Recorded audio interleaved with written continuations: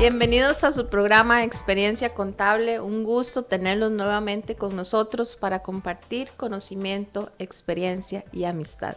Les habla Ivette Barbosa, directora de este proyecto que ha nacido sin fin de lucro.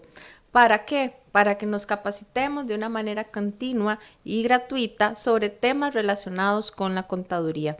Va dirigido a todos los que amamos esta profesión, como los que son los profesores, estudiantes, contadores privados y contadores públicos. Estamos al último trimestre del año y ya para cerrar el 2023. Y esto significa que ya viene el próximo cierre fiscal, que es ahora en diciembre de 2023. Debemos de prepararnos de una manera preventiva para todos los informes y declaraciones que vayamos a presentar.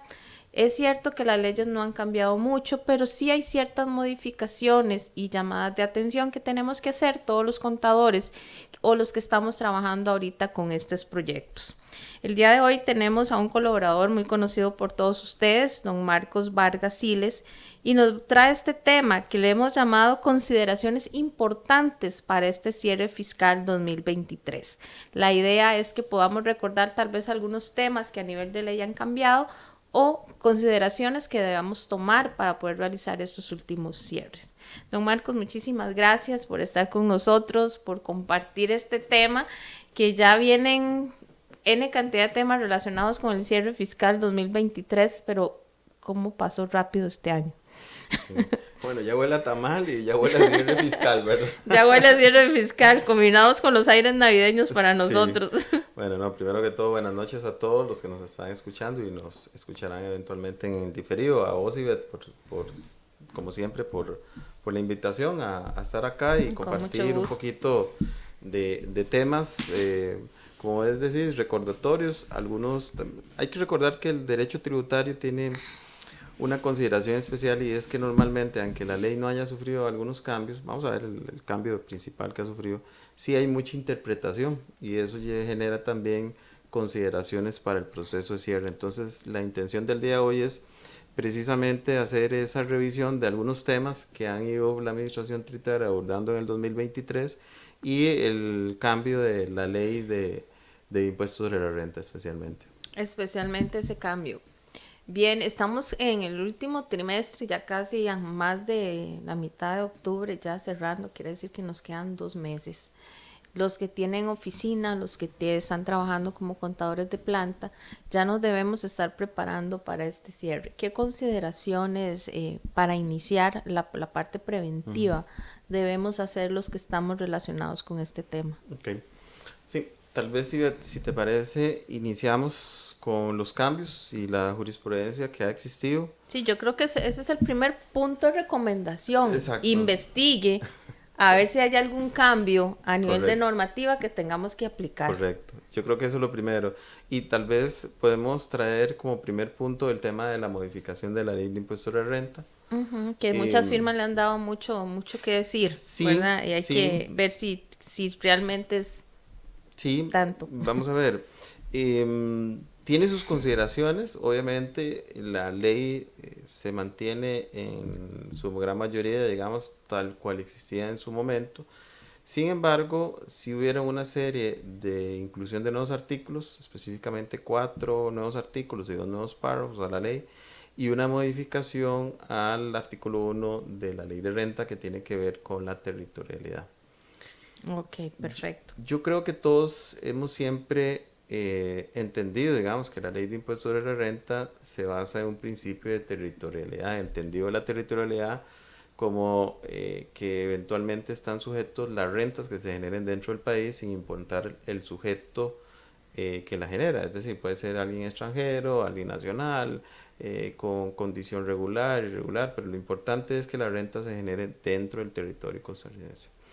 El principal cambio, digamos, si hablemos primero del tema de territorialidad, es que la redacción de ese artículo se modifica con el fin de clarificar y de alguna manera delimitar el principio de territorialidad.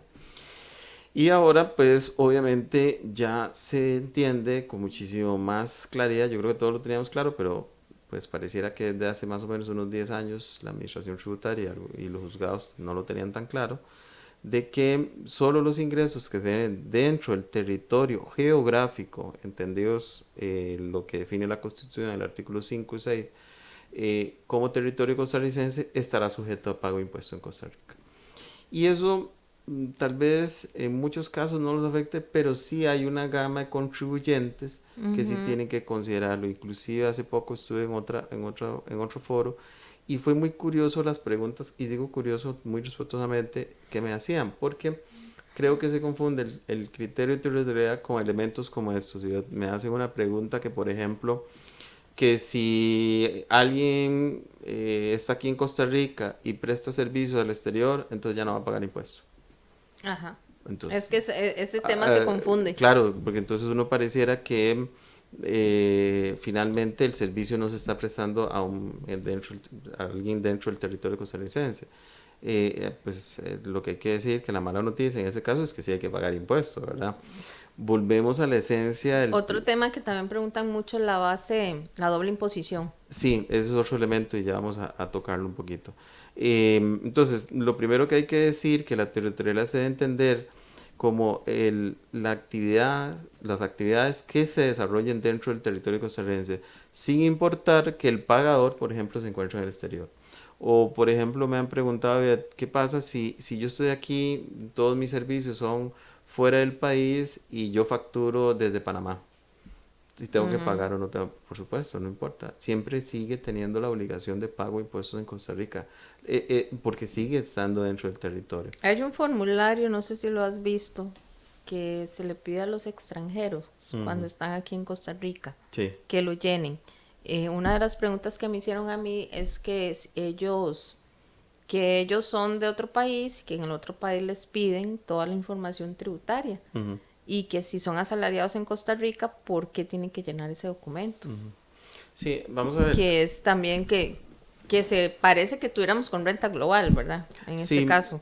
Digamos que precisamente el cambio de ley es eso, lo que viene es a definir con mayor claridad qué son las rentas que tienen que tributar. Efectivamente, digamos, muchas veces existe un grado de confusión sobre las personas cuando están en el país, si deben o no deben de pagar. Hay que recordar, hay otro tema que también se llama residencia fiscal, es decir, cuando una persona obtiene residencia fiscal en Costa Rica, residencia fiscal, aclaro, ¿verdad? No residencia en el contexto de tener un permiso para mantenerse en el país, trabajando, viviendo, etc. La residencia fiscal se obtiene después de 6 meses de estar en el país, indistintamente de la condición migratoria que tenga la persona. Es decir, esto pasa mucho en costas, por ejemplo.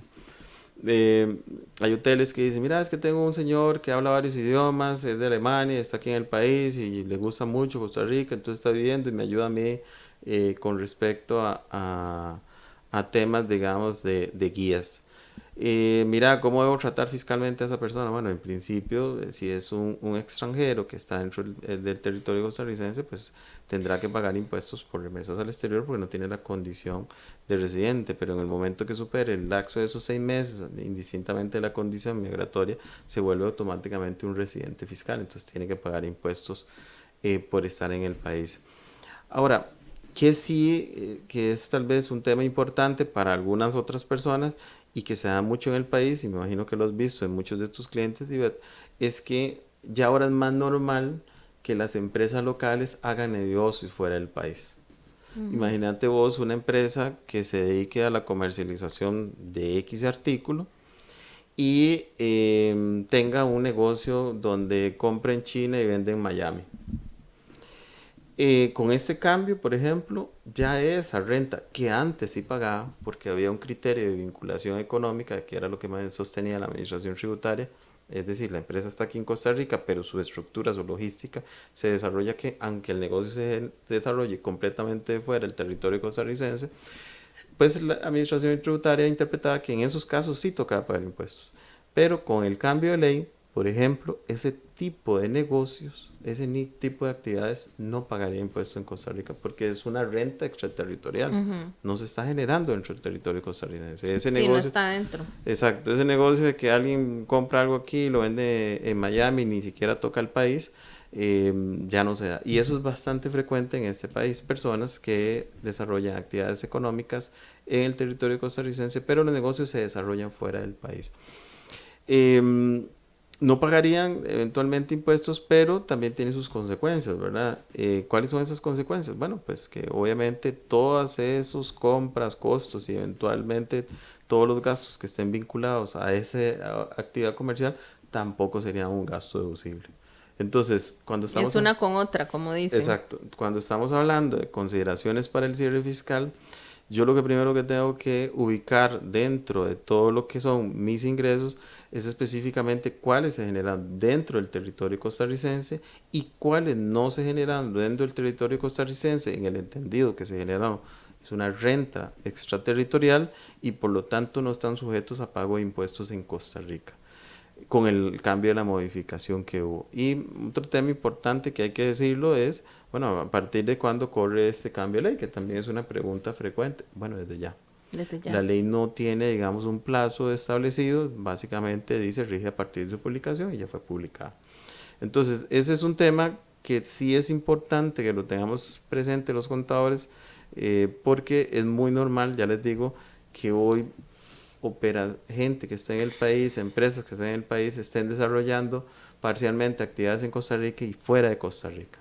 Pero no confundirlo nuevamente con temas como que yo estoy haciendo algo aquí y alguien me paga de la afuera, o por ejemplo desarrolladores de sistemas que dicen yo estoy en el territorio costarricense, estoy desarrollando el sistema desde aquí y me paga una empresa estadounidense. Nada, es igual, ahí sí hay que pagar impuestos. Sí, porque yo estoy generando. Dentro del territorio costarricense. Dentro del territorio Nuevamente, nacional. dentro del territorio costarricense. Entonces tenemos que tener claro que se entiende, ahora sí, en lo físico tengo que estar fuera de Costa Rica completamente. Entonces ahí sí, tal vez un ejemplo podría Y fuera ser... de Costa, bueno, poniéndonos la moda de ahora, fuera de Costa Rica no significa que esté trabajando en México, porque ando paseando. Uh-huh, uh-huh. Sí, sí, es realmente una... ¿Dónde está qué se puede decir? Su operación, Su digamos, su operación actividad... fiscal, digámoslo así, Sí, ¿verdad? su negocio, ¿O digamos. dónde estás inscrito tributariamente? Sí, por eso, entonces, digamos, Su residencia tributaria sería un la caso palabra. podría ser, más por bien. ejemplo, nosotros. Mañana te llaman y te dicen que vas a salir del país, ¿verdad? Y vas a ir a México a dar una consultoría.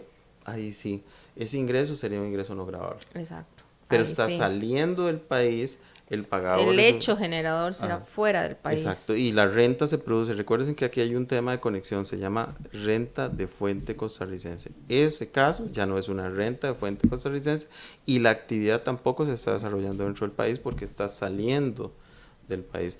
Entonces, es un tema, digamos, esta ley, quitando el tema de la lista gris y otros elementos que ya les voy a comentar, que tal vez no son tan de la generalidad, este tema de territorialidad sí es un tema importante, pienso yo, que tenemos que tomar en cuenta para efectos del proceso de cierre fiscal, ¿verdad? Y no confundir, digamos, como les digo, actividades que finalmente están siendo pagadas en el exterior, pero se están desarrollando en el país. Entonces es un tema que es conveniente. Esa ley trajo también otros cambios, tal vez no digo que no relevantes, por supuesto que sí, muy relevantes, pero más dirigido a un grupo o grupos de empresas, que es precisamente lo que se crea es un nuevo concepto que se llama grupo multinacional, ¿verdad? Y entonces, ¿qué es un grupo multinacional? Bueno, es cuando existen dos o más entidades jurídicas, una en Costa Rica y otra fuera del país. Perfecto. Quiero saludar a todos los que se han venido conectando con nosotros. Escríbanos de dónde nos están escuchando o nos están viendo. Doña Marielos, un gusto tenerla siempre con nosotros en el programa. Un gran saludo a don Jorge Berríos, también fiel oyente de Experiencia Contable. Desde San José, doña Sonia Bolaños nos dice buenas noches. Don Jesús Macís, que también está con nosotros desde Cartago. Don Marcos, un excelente profesional y de gran conocimiento, nos dice. Doña Flori, un gusto tenerla con nosotros. Nos dice saludos a Ibedia Marcos desde Ciudad Colón. Ya mi horario me permite compartir a esta hora. Sí, hace tiempo no estaba, ¿verdad? Solo andaba ahí haciendo caminatas, quichosa. Haciendo caminatas y no la teníamos en el programa, así que un gusto tenerla nuevamente con nosotros. Don Milton Rodríguez también está y nos hace el comentario de los call centers en Costa Rica. ¿Pagan desde el exterior? ¿Es ingreso grabable? Bueno, aquí también hay que tomar en cuenta otras cosas que se mantienen, ¿verdad? Eh, si es una empresa que está fuera, excluida del régimen de zonas francas, por ejemplo, es el régimen de zonas francas, es un régimen especial, pues sí, en principio deberían de pagar impuestos, porque están desarrollando finalmente una actividad económica en el país. Indistintamente, y eso es obviamente un tema de control fiscal, es que creo que se mezclan dos conceptos, porque la gente dice, bueno, es un call center que toda su actividad se desarrolla en Estados Unidos, por ejemplo, qué sé yo, un call center he visto, de apuestas, de juegos. Y que mira, ¿y quiénes son los apostadores? Gente fuera del territorio costarricense. ¿Y sobre qué apuestan? Bueno, sobre baloncesto, otras actividades fuera del territorio costarricense. Entonces eso no paga impuestos en Costa Rica, ¿no? Por supuesto que sí, porque la actividad finalmente se está desarrollando dentro del territorio costarricense. Ahora, eh, ¿es un tema de control de la administración tributaria? Por supuesto. Estamos frente a una situación compleja, digamos, donde el control tributario, que de por sí ya era difícil, digamos, sigue siendo difícil, la administración tributaria no, en este momento no tiene todas las herramientas para controlar, por ejemplo, ese tipo de actividad. Hoy, por ejemplo, en la Asamblea Legislativa, no sé si sabes esto, hay un proyecto de ley que pretende, digamos, que ya finalmente el secreto bancario, bueno, llamémoslo Hace así, rato están con ese el tema. acceso a las cuentas de banco en forma directa por parte de la Administración Tributaria ya sea una realidad. Y hay que ¿Y decirlo, cómo está cómo está, tiene digamos? buen ambiente. Sí, tiene buen Sí, ambiente. tiene buen ambiente. Es por un tema de, volvemos a lo mismo, yo no sé si hemos notado, hay un grupos criminales lamentablemente bastante fuertes en el país, eso es mucho movimiento de dinero y de las entidades que deberían de tener dientes para poder identificar esto no lo tienen, que es por lo menos el Instituto contra Drogas y el Ministerio de Hacienda. Entonces, sí, hay un proyecto de ley que anda buscando precisamente en este momento facilitar, abrir esa puerta, digamos, y no tener que pasar primero por un juez para tener acceso a esas cuentas de Sí, banco. porque eso ha sido un atraso. Ya cuando lo obtienen, ya. Claro, entonces, ¿qué va a pasar en el momento en que una empresa, un call center como el que comparte el compañero, no paga impuestos porque piensa que no existe? Es muy sencillo, la administración tributaria ahí sí va a poder, digamos, accesar, por ejemplo, si las cuentas son locales, evidentemente, Ujú. ¿verdad? Información. A ver, herramientas se están construyendo, creo que la administración tributaria tiene un proceso ahí. Hay que recordar que también tiene convenios de intercambio de información. En este momento tiene uno donde es más de 125 países los que podemos hacer intercambio de información. Entonces, las herramientas, algunas existen, otras van en proceso, pero tal vez al tema que estamos nosotros aquí en este momento tomando en cuenta es saber que la territorialidad es desarrollar una actividad en el país. Indistintamente de la fuente pueda venir fuera del territorio costarricense. Sí, tiene que generarse dentro de nuestro territorio Correcto, para que sea, siempre y correcto. cuando no entre la renta global. Exacto. Mientras que, que ese es otro proyecto que hoy está, hay que decirlo, nos excluyen de la famosa lista de países no cooperantes y nos pone en un estado, llamémoslo así, de un país con áreas de oportunidad. Que eso es lo que nos comenta don Jorge Mario. Dice, ¿qué tanto afecta la aprobación de la ley 10381 que nos sacó de la lista gris de la Unión Europea? Ok. Bueno, uno es el tema de la territorialidad que estábamos hablando, otro es, se crea una nueva disposición para grupos multinacionales.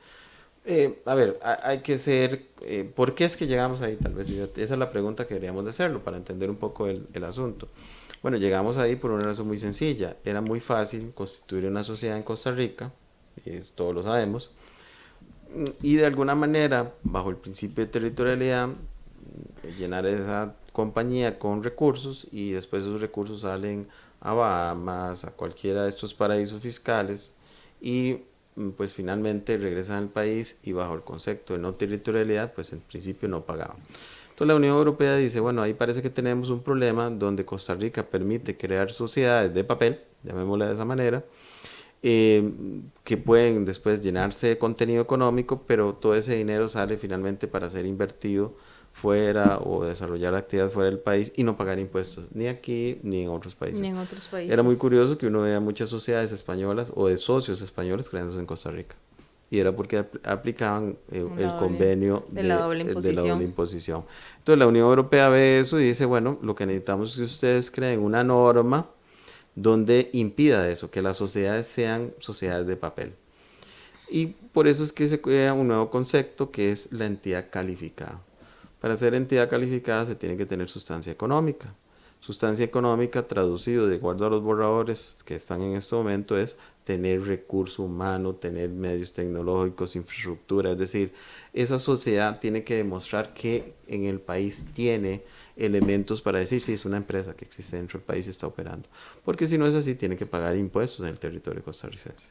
Entonces, eso es otro tema, otra consideración que tenemos que tener en el cierre, porque creo que muchos contadores tenemos clientes que tienen sociedades que lo que tienen es dinero, nada más, no tienen empleados, no tienen nada. Entonces, una sociedad costarricense que tiene un certificado en Panamá o en algún otro lugar, ¿tiene que pagar impuestos por eso? Sí, sí tiene que pagar impuestos por eso. Porque precisamente el cambio lo que busca es que esas entidades que estaban acá, bueno, con otra condición, y es que pertenezca a un grupo multinacional. Pero ya vamos a explicar el tema, por el tema del término multinacional suena como muy sofisticado y no es tan sofisticado.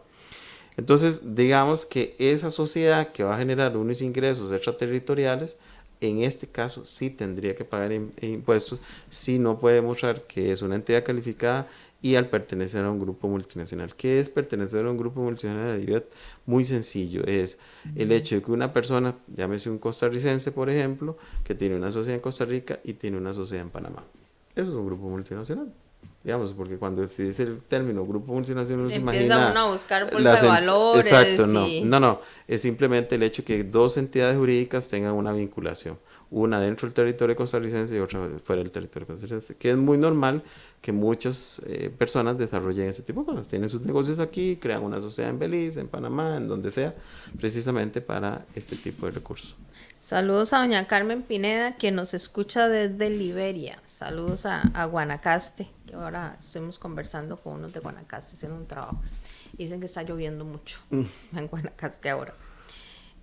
Analizando el tema de las empresas papeles, hoy me llegó un cliente con 6 empresas papeles, porque el dueño es el papá, o sea, un adulto ya mayor, ¿verdad? Entonces es demostrando la actividad que tenía Costa Rica en ese sentido. O sea, hay un montón de empresas de papel todavía, una con un vehículo, una con una casa, otra con un certificado de inversión, otra que simplemente la abrieron para sustentar gastos de la otra. Claro. Entonces, más que todo yo pienso que es del 2000 para atrás, donde están todas esas sociedades, se abrieron. Hay que recordar, y tal vez para no confundir, tal vez a los que nos están escuchando, la ley, este cambio de ley que estábamos hablando tiene que ver con grupos multinacionales en ese contexto. Porque todavía puede existir donde tenga, por ejemplo, su casa en una sociedad. Ahora, tenemos que recordar que nació la nueva obligación de sociedades en condición de inactivas, ¿verdad? Y el formulario de 195. Entonces, ese es otro tema.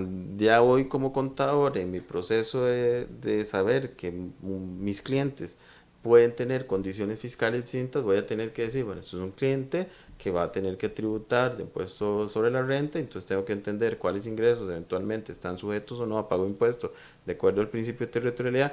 Este es otro cliente que tiene sociedades locales y en el exterior, que tiene para fines de generar, digamos, ganancias dentro del país, ¿verdad? Es decir, una sociedad, la sociedad costarricense que tiene otra dueña de una sociedad inmobiliaria o de otra sociedad, digamos, fuera del país, que tiene inversiones y demás, que se están generando rentas, y si no hay sustancia económica, pues tendrá que pagar dentro del territorio costarricense. Y las sociedades, como vos decías vos, bien, muchas sociedades que se han constituido con fines de casi que cajón, si queremos de alguna manera, para guardar cosas, casas, vehículos y todo, que tendrán eventualmente una obligación, pero desde el punto de vista de sociedad inactiva. Entonces, ese es el primer acomodo de fichas que tenemos que hacer en este proceso de cierre. Sí, ¿verdad? de mi cartera, digamos, los que tenemos despacho, de mi cartera de clientes, ¿quiénes van para cierre fiscal? Ahora en diciembre. Exacto. ¿Quiénes quedaron en la condición de régimen simplificado? Exacto. ¿Quiénes están en REA?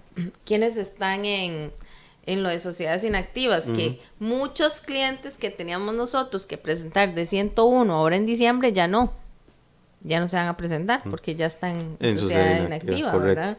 Y a eso hay que agregarle otro componente que es parte de la nueva, digamos, ahí hay un grupo en la presentación que tenemos, un grupo de jurisprudencia. Tal vez me adelanto, pero para darle otro, digamos, seguir este contexto, lo que estás diciendo, Ivette, es, finalmente, en este año salió un oficio, me pareció interesante y para compartirlo hoy con ustedes, y es el tema de rentas de capital, ¿verdad? Entonces, alguien podrá decir, bueno, eso es un tema superado. Lo interesante es lo siguiente, un contribuyente le consulta a la administración tributaria que qué pasa, recordemos que hay dos tipos de rentas, rentas por integración legal y rentas por integración voluntaria, ¿verdad? Entendidas las rentas por integración legal, aquellas que sí o sí se tienen que integrar en impuestos a las utilidades. Entonces volvemos a ver el ejemplo de un edificio donde yo tal vez tenga 3 oficinas y una finalmente la estoy alquilando y entonces es una renta capital. Esa es una, yo no puedo separar esta unidad, es una unidad única. Entonces esta renta es una renta que se tiene que integrar por integración legal. Y asumamos en ese mismo supuesto que también tengo una casa en Guanacaste que alquilo. Esa puedo yo eventualmente, si cumplo las condiciones, llevar la renta por integración voluntaria. Ahora, ¿qué es lo novedoso del tema? Que le consultan a la administración cuál es el momento en que tengo que integrar la renta. Si es por afectación legal, la tengo que integrar en el momento que recibo la renta. Y la respuesta de la administración tributaria es que sí, sin necesariamente haber hecho la declaración jurada de que esa renta va a ser integrada por integración legal. ¿Y qué pasa con las de integración voluntaria? Las que yo presento la declaración jurada, digamos, por ejemplo, indicando que tengo una persona, etcétera, que esas voy a poderlas integrar hasta el siguiente periodo donde reciba la notificación de Hacienda.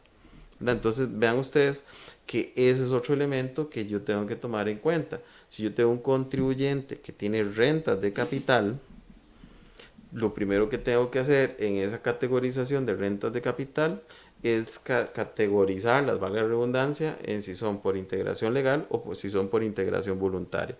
Si son por integración legal, la administración tributaria automáticamente me está diciendo tengo que integrarlas en el impuesto a las utilidades en el mismo periodo. Y las de integración voluntaria, que es un proceso donde yo le hago la declaración jurada a la administración tributaria y la administración tributaria me responde si sí o no, esas podré integrar hasta el siguiente periodo al recibir la notificación. Entonces, ese es otro elemento que debería tomar en cuenta en el proceso de cierre fiscal. Perfecto. ¿Qué más, don Marcos, tenemos de variaciones de jurisprudencia? Claro, hay bastantes. Uno de los temas que yo creo que es más cotidiano en el día a día de hoy es el teletrabajo, ¿verdad? Sí, El teletrabajo. El teletrabajo llegó para quedarse, como dicen. Muchas empresas hoy, si lo vemos todavía, ya ni siquiera tienen una oficina, sino que contratan, tienen una oficina pequeña, ven a la gente y les dan un equipo y los mandan a la casa a trabajar. Uno de los temas novedosos para este periodo, una jurisprudencia que salió novedosa para este periodo, fue precisamente si los gastos de Internet, específicamente en este caso, pero ahí yo creo que va a haber un proceso de evolución, de entendimiento de estos temas, son fiscalmente deducibles para efectos de la empresa. Sí, porque a muchos se les paga parte del internet o completo el internet, la electricidad, teléfono, teléfonos, hasta les dan el mobiliario que está en la casa de ellos y les pasan dando beneficios en el sentido que les llevan comida a la casa de ellos. Sí. Y muchos como para mantenerlos, aunque no están en la empresa, mantenerlos dentro de la misma. Sí, entonces hay una jurisprudencia interesante que me parece que va a empezar a marcar un eventual precedente y es el hecho de que la administración tributaria acepta, bajo ciertas condiciones obviamente, la deducibilidad de ciertos gastos asociados a teletrabajo. Y fue interesante por varios temas, digamos, te doy muy breve los antecedentes. Una empresa dice, mire, yo le pago a mis trabajadores hasta un tope de $40 mensuales por el servicio de internet. Si se supera eso, yo no le pago más. Si es menos de eso, yo le pago lo que me dice que está cancelando. Segundo tema es que me tienen que enviar un comprobante todos los meses para demostrar que están pagando el servicio, pero el comprobante puede venir al nombre de la empresa o nombre del trabajador. Y en la administración tributaria, digamos, que da la palmadita, con una condición: ese comprobante tiene que tener una relación con la ubicación física del lugar de teletrabajo de la persona. Es decir, si yo te contrato, Ivette, para que vos trabajes desde tu casa y vos vives en Escazú, pues entonces yo espero que sea un recibo que Que venga venga de con esa Escazú. Y yo digo que dirección. también algo que respalda va a ser el contrato Correcto. laboral. Porque Exacto. en el contrato laboral tienen que indicar que esa persona va a estar en En teletrabajo, teletrabajo. las condiciones, que es diferente un contrato de teletrabajo a un contrato de Claro. presencial, y debe indicar que se le va a pagar el agua, la luz, el teléfono, los desayunos, no sé. Lo Claro. que venga a venir es el respaldo y que hay factura de por medio, que eso es Exacto. importante, porque No, si no pasaría como un salario. claro, pero vean el reto entonces para nosotros los contadores, ¿sí? Porque lo que está pasando frente a esta situación es que efectivamente la administración tributaria me genera todavía a mí la carga de la prueba para demostrar el gasto, pero a diferencia de tal vez una empresa que tiene centralizada todos sus servicios de internet, de teléfono y todos sus recibos y todo van a llegar a nombre de la empresa, pues tendré documentación a nombre de IBET, de Marco, de esto. Entonces yo como contador tendré que precisamente sustentar todos esos gastos que están fuera de la parte física para poder hacerlos deducibles, ¿verdad? Y algo bien importante de lo que vos dijiste ahora, Ivette, también hay que hacer una revisión exhaustiva de qué cosas sí, qué cosas no. Por ejemplo, vos mencionaste ahora alimentación, esa Sí. probablemente no sea Y esa sí deducible, se da en el ¿verdad? sentido porque más que todo en empresas grandes que les están enviando desayunos Claro, a los claro, colaboradores claro. o les llevan los almuerzos y se los entregan de la empresa directamente, ¿verdad? Claro, pero ahí es donde empieza a marcar una pauta de cambio por parte de la administración tributaria referente a qué tipo de gastos podría eventualmente hacer futuro, digamos, en una nueva modernidad que implica que los trabajadores están fuera de mis oficinas y entonces los gastos, el componente de gastos, no necesariamente va a ser centralizado como hemos sido Y hablemos tradicionalmente. también, ahí incluiríamos pólizas de seguros. Pólizas de seguros podrían ser, como vos dijiste ahora muy bien, temas de mantenimiento, por ejemplo. Es decir, hay un tema interesante donde se tiene que hacer un balance de las condiciones contractuales de ese trabajador, de lo que realmente tiene que ver con la actividad del trabajador y la necesidad de teletrabajo y esos gastos, el proceso de carga de prueba de documentación que nosotros tenemos que llevar adelante para considerarlo un gasto fiscalmente deducible. Pero eso es uno de los temas nuevos, digamos, que este periodo, por lo menos la Administración Tributaria, da. Otro tema interesante que está también nuevo, que me parece súper interesante, es los gastos de salud, los gastos de seguros médicos de salud. Hay un oficio en este año, el 2023, donde una empresa le consulta a la administración tributaria sobre si es deducible o no el seguro que te pago vos, si vos sos una persona que tenés que salir a viajar y eventualmente te tengo que cubrir con El un famoso seguro seguro viajero. viajero, ¿verdad? Donde que incluyen gastos médicos. En ese caso, la administración tributaria indica que sí, que es un gasto fiscalmente deducible.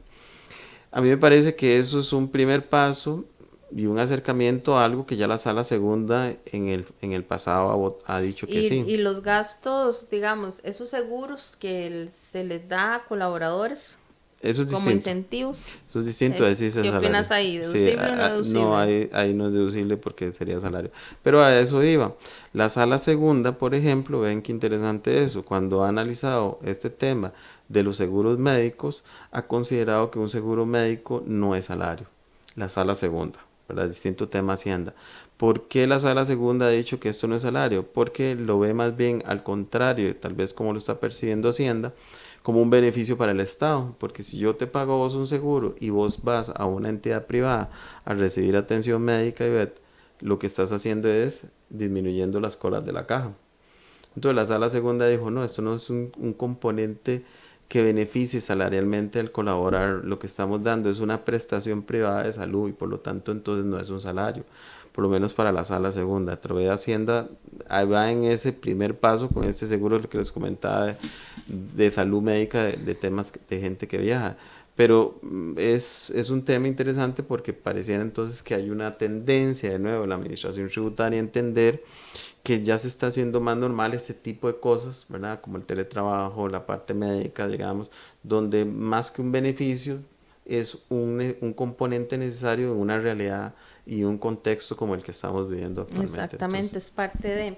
Hay una consulta que nos hace Jania Camacho, devolviéndonos como al principio del tema que estábamos conversando, de lo de la territorialidad. Dice, buenas noches, muchas gracias, disculpen la consulta a distiempo. Si tengo una sociedad en Costa Rica que importa desde la sociedad que tiene en Panamá, pero viene directo desde Japón, o sea, no pasa por Panamá. Por lo tanto, no paga impuestos en Panamá, pero sí tiene ganancias en Panamá, porque factura la sociedad de Costa Rica con ganancia. ¿Cómo queda con la nueva ley? va de nuevo.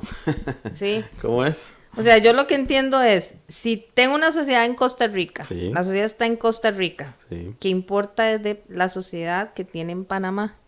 Ujú. O sea, Panamá es la que compra, Panamá es la que compra, ok. pero viene directo desde Japón, Ujú. o sea, no pasa por Panamá. Ujú. Por tanto, no paga impuestos en Panamá, Mm. pero sí tiene ganancias en Panamá. Es que lo que habría que entender, digamos, tal vez. Porque factura a la sociedad de Costa Rica. Sí. Vamos a ver. Es un poco difícil responderle, tal vez hay que entender un poco el preámbulo de lo que la compañera nos está tratando de comentar. Pues son operaciones complejas. Hay muchas Sí, veces es cuando que... tienen crédito o cuando tienen el contacto, que es la otra empresa que lo tiene Sí. y es la que puede facturarle el proveedor a la empresa. Sí, Ese es el o juego que a veces se hace. lo que pasa es que muchas veces crean sociedades en Panamá para que sea Panamá la que compre fuera el territorio, por un tema, digamos, de que Panamá el principio de territorialidad lo tiene clarísimo hace mucho tiempo. Entonces, ¿qué es lo que hacen muchas empresas? Compran, tienen una consolidadora de compras en Panamá, compran desde China y mandan a Costa Rica, mandan a cualquier parte de Centroamérica, precisamente, y no hay problema porque esa panameña refactura y no va a pagar impuestos en Panamá a Costa Rica, esto y demás. De nuevo, el tema es dónde se genera la actividad. Segundo tema importante en este tipo de empresas es cuál es, porque tal vez eso es lo que no explica la compañera, es decir, que la relación concreta, quién le compra a quién y por qué es que existe una sociedad costarricense y otra en Panamá, ¿verdad? Porque normalmente, por lo que yo estoy derivando de ahí, son empresas vinculadas. Exacto, son Entonces, empresas vinculadas. ahí el tema, volvemos a lo mismo, ahí sí se Precios de crea transferencia. precios de transferencia, hay un tema de grupo multinacional y nuevamente, este tipo de operaciones, hay que decirlo, hay que valorarlas con lupa, ¿verdad? Porque mucha gente lo que hace es poner sociedades interpuestas en Panamá, por ejemplo, con el propósito de comprar en China, en Hong Kong, en otras partes del mundo y vender, digamos, un poco más costoso en Costa Rica y demás, sabiendo que la ganancia que genera en Panamá no va a tributar y entonces están inflando costos para... Pero no estoy diciendo que ese es el tema, ¿verdad?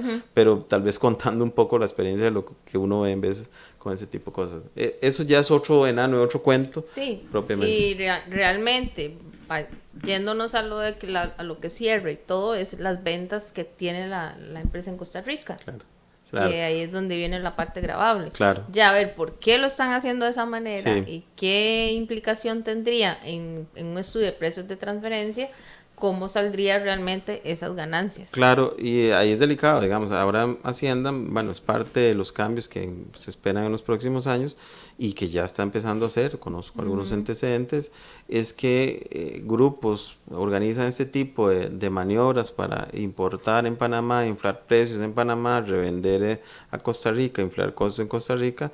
Lo que pasa es que la administración tributaria, lo vi, no puedo decir el nombre, pero una empresa, digamos, de importación de muebles.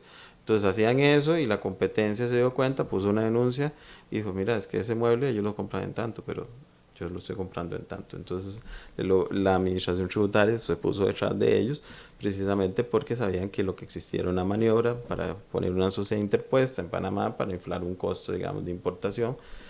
Con el propósito de tener una ventaja fiscal, digamos, a nivel de costos aquí en Costa Rica. Y entra el tema, lo que vos decís muy bien, precios de transferencia. Entonces, eso es otro tema, digamos. Ese es otro tema, digámoslo así. ¿Qué más, don Marcos? Otro tema que también es importante tomar en cuenta ahora y que no se ha terminado de resolver y todos los años ya tenemos 2 años con este tema, es el diferencial cambiario. Sí, Esa es toda una historia. En el 2023 han salido una enorme, por ahí menciono solo uno, pero si ustedes se van a la página de Hacienda, es increíble la cantidad de oficios que han salido. Entonces, es un concepto bien complicado lo que está pasando con ese tema, ese que están viendo ustedes. es una empresa que pues obviamente, como todo, si circunstancialmente me es conveniente, pues obviamente yo voy a hacer la pregunta. Esta empresa dice, yo tengo pasivos en dólares que hoy por la baja de tipo cambio me están generando ingresos, señores de la administración tributaria, ese ingreso tributa. Y entonces pues la administración tributaria, sosteniendo el criterio del realizado, le dice que no, ¿verdad? Pero entonces en este tema entonces tenemos lo mismo, tenemos ganadores y perdedores. Si yo estoy endeudado ampliamente en dólares en este momento, yo voy a tener un ingreso no sujeto a pago de impuestos, pero por el otro lado tengo algunos clientes Ten que son cuentas por cobrar altas en exactas o dólares. inversiones en dólares que le dicen ese diferencial cambiario que es un gasto hoy, no lo vas a poder hacer deducible. Entonces tenemos esa discusión y la discusión se vuelve hasta un poco bizarra porque en ese oficio lo que se dice es, bueno, desde que se creó la ley 9635 y el capítulo 11, pues las rentas de capital de diferencial cambiario tienen que entenderse bajo el criterio realizado, pero tomemos en cuenta lo que dice el artículo 1 de la ley de renta y demás. Entonces es una mezcla entre disposiciones independientes respecto a este tema. Claro, aquí entonces es otro tema que como consideración tenemos que tener para el cierre. ¿Cómo vamos a tratar esto? Porque hoy que tengo un pasivo con un tipo de cambio a la baja, pues me favorece porque me está generando ingresos. Pero ¿qué va a pasar cuando suba el tipo de cambio? Y voy a querer compensar. Que eso nos pasó en muchas empresas que facturaban en dólares.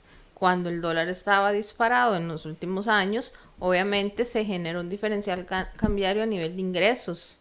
Y hay empresas que han tomado como política tomar una sola cuenta contable donde vayan los ingresos y los gastos de diferencial cambiario. Si quedó ingreso, pagamos impuesto. Si quedó un gasto, lo hago deducible. Y eso es un criterio que han mantenido siempre. Sí. Y que las mismas auditorías financieras lo han respetado. Sí. Tampoco se han pronunciado a Sí. nivel de la carta de gerencia ni nada, ¿verdad? Sí, por una razón, porque es que, digamos, por lo menos, si yo soy todavía de ese criterio, es que la ley es bastante clara sobre este asunto. Sin embargo, la administración tributaria sigue sosteniendo en su interpretación que el diferencial cambiario que tenga que ver con rentas del capítulo 1 de impuestos de utilidades será deducible o gravable hasta el realizado. Entonces, eso de alguna manera lo que está provocando, en mi opinión, muy respetuosamente a la administración tributaria, es que los que les favorece lo toman y a los que no lo favorecen sigan siendo el gasto deducible. Entonces, es crear un espacio ahí un poco complejo porque los que están haciendo gasto deducible, por ejemplo, las cuentas por cobrar que ahora mencionadas, probablemente eventualmente van a litigar, ¿verdad? Y el artículo, por lo menos a mi opinión, está muy claro. Y los demás, pues, están, pues, de alguna manera beneficiándose de esta interpretación, digamos. Entonces, hay ganadores y perdedores en este proceso, pero ahora, los que estamos en medio de todo esto que somos los contadores, tendremos que tomar decisiones sobre cuál es una revisión el proceso fiscal sobre el diferencial cambiario en las empresas, que son cuentas que se mueven todos los días con los abonos de créditos y los pagos a proveedores, o sea, cómo demostrar la tributación, este es realizable, no realizable, Sí. este es monetario, no Ahí, monetario, o sea, ahí hay una discusión bien interesante sí, que es la vez fuerte. pasada teníamos y es, digamos, porque hay cosas que es muy fácil. Si yo tengo un préstamo en dólares de 5 millones de dólares y se ve mi balance, es muy sencillo darle un seguimiento, digamos, a esa parte. Pero como vos decís, hay una operación día a día que eso sí es más complejo, ¿verdad? Entonces, esto es un tema que eventualmente va a generar, digamos, conflicto frente a la administración tributaria, precisamente por esto que estamos hablando, ¿verdad? Porque habrán operaciones que no son tan fáciles darle un seguimiento y habrán otras operaciones que son muy grandes y que probablemente, te voy a ser muy honesto, esa es mi experiencia, que son los que la administración tributaria le va a poner atención, porque no va a ir a revisar, digamos, el cambio de un banco y todo, va a ir a ver diferenciales de cuentas por cobrar importantes entre compañías, por ejemplo. Exacto. O gastos por diferencial cambiario de préstamos o de condiciones, digamos, que generan un alto volumen de diferencial cambiario y que es muy fácil de identificar el momento de contabilización y los temas de realización. Entonces, ese es un tema que está ahí, sigue ahí, no ha cambiado, digamos, la interpretación de la administración tributaria y pues tendremos que en las conciliaciones fiscales tomar una decisión de cuál va a ser el tratamiento fiscal que le voy a dar a esos gastos o a esas rentas que se están generando por diferencial cambiario. Que Exactamente. es parte de. Otro tema, tal vez como para terminar y después entrar tal vez en una listita de consideraciones que por ahí les quisiera compartir, es el tema de las criptomonedas, que este año ya salió un oficio, había salido una resolución, la resolución no sé por qué motivo no ha visto la luz, pero el oficio prácticamente calcó lo que la resolución decía. Les preguntan que cómo deberían de tributar las criptomonedas en el país, ¿verdad? Y básicamente, y aquí ojo con esto, ¿verdad? Porque es que en Río Revuelto ganancia pescadores, ¿verdad? Dice. De la administración tributaria dice son activos virtuales, ¿ok? Eso digamos que se puede entender de esa forma y toda su carga e interpretación la hace porque en algún momento el Banco Central dijo que no son monedas de curso legal. Entonces dijo, bueno, como son un activo, entonces son un bien intangible, intercambiable y por lo tanto entonces sujeto a impuesto de renta, eventualmente a rentas de capital y a IVA. Digamos, en mi opinión, muy respetuosamente, y no lo digo yo, es por haber estudiado, digamos, cómo lo han visto otras latitudes bastante más desarrolladas con nosotros, las cripto, digamos, normalmente son vistas como no moneda de curso legal, sino como un medio de pago. Es decir, con una cripto usted lo que obtiene es intercambiar un teléfono o algo, es decir, es un medio de pago finalmente que normalmente se cuantifica en una moneda distinta a la criptomoneda, es decir, en dólares, y que normalmente funciona para eso. ¿Por qué eso es importante decirlo? Porque precisamente la interpretación que hace la administración de que es un activo intangible o un activo virtual, que es una nueva categoría, en mi opinión es incorrecta e imprecisa. Y aquí puede generar también beneficio. Si yo soy una persona que me estoy dedicando a eso y la administración tributaria me dice que las ganancias o pérdidas son deducibles, bueno, y con suerte entonces hoy hago una declaración con pérdidas que estoy teniendo porque las criptos están a la baja y entonces tengo un escudo fiscal. Tengo un escudo fiscal. Entonces, yo creo que precisamente estas ligerezas, tal vez de interpretación, abren en algunos portillos, casos como dicen, para claro, a pues, si nivel de alusión, yo soy una me entidad, afecta positivamente. claro, si yo soy una fintech, por ejemplo, que me dedico además de las cripto a otros temas, como inversiones normales, bueno, entonces dentro de mi actividad yo podría tener estos criptos y empezar, digamos, a tener eventualmente pérdidas que voy a hacer fiscalmente deducible sobre otras actividades, por ejemplo, de carácter inmobiliario. Entonces, son de esas cosas que a mi opinión creo que de nuevo tal vez no se puso el detalle menudo y bueno. Y para cerrar con las consideraciones finales, porque ya estamos contratiempo. Siempre es poco el tiempo, pero hay bastante. Siempre se nos va, así que parte 2, como le decía yo a Maureen la semana pasada, sí, continuará. Bueno, tal vez hacemos una revisión rápida, Ivette, de consideraciones fiscales, digamos. Uno, pues la más obvia es el cumplimiento de leyes fiscales. Y parece muy obvia porque uno diría, bueno, pero es que es obvio, ¿verdad? Sí, lo que pasa es que normalmente aquí lo que vos dijiste, vamos a tener que hacer un repaso y este año ha sido bastante interesante la carga de interpretación por una razón muy sencilla. ¿Te recuerdas que después del hackeo no teníamos jurisprudencia? Y hoy ya tenemos una parte importante. Entonces ha habido una constante interpretación por parte de las autoridades fiscales de la normativa. Entonces hoy tenemos un 2023 con una buena cantidad de oficios de interpretación. Hoy traje solo algunos, pero mira, hay temas de zonas francas, sí, hay un montón de temas, digamos, de rentas de capital que tendremos que revisar. Yo creo, viendo la lista de consideraciones, Marco, son los temas que siempre hemos visto, que son depreciaciones, ajustes de inventario, o sea, temas que tenemos que tomar en cuenta y analizarlos para nuestro cierre fiscal. Claro, claro. Y tal vez más en la generalidad de las consideraciones. Yo creo que un cierre fiscal exitoso se debe planificar, eso es lo primero. Desde ya deberíamos de estar planificándolo. Yo debería tener un plan de revisión con mis clientes del cierre, ¿verdad? Y cuando yo me refiero a eso, normalmente, digamos, y lo veo muchísimo en la oficina, hay una revisión, hay operaciones que normalmente están bien, digamos, porque son facturas de las compras que hace el cliente o los ingresos que tiene, pero hay una lista ahí importante de temas que normalmente no están tan bien. Temas como que documentación de actas de junta, por ejemplo, temas como que cuentas por cobrar o cuentas por pagar de socios, de empresas vinculadas que no están documentadas normalmente, correcciones monetarias, digamos, cuando son empresas que tienen empresas vinculadas y tienen tipo de cambio, que tampoco están ahí debidamente. Entonces, yo creo que hay una revisión detallada de la contabilidad. De lo que ya está, que no hemos respaldado correctamente Exacto. durante el tiempo, Exactamente. ¿verdad? Entonces, Don Marcos, se nos acabó el tiempo, así que muchísimas gracias por estar con nosotros. No, realmente yo sé que lo voy a traer, así que guárdeme un espacio en su agenda para el mes de noviembre, para seguir conversando sobre el cierre fiscal, que ya se nos acerca. Buenísimo, muchísimas gracias, de verdad. Y yo sé que obviamente es muchos temas, pero bueno, sí. Aquí corrimos un poquito para lograr sacar lo máximo que sea posible. Muchísimas gracias. Y a todos los que estuvieron conectados también y nos van a ver de manera diferida, muchísimas gracias y esperen un segundo programa sobre este tema del cierre fiscal 2023. Somos Experiencia Contable y estamos para servirles.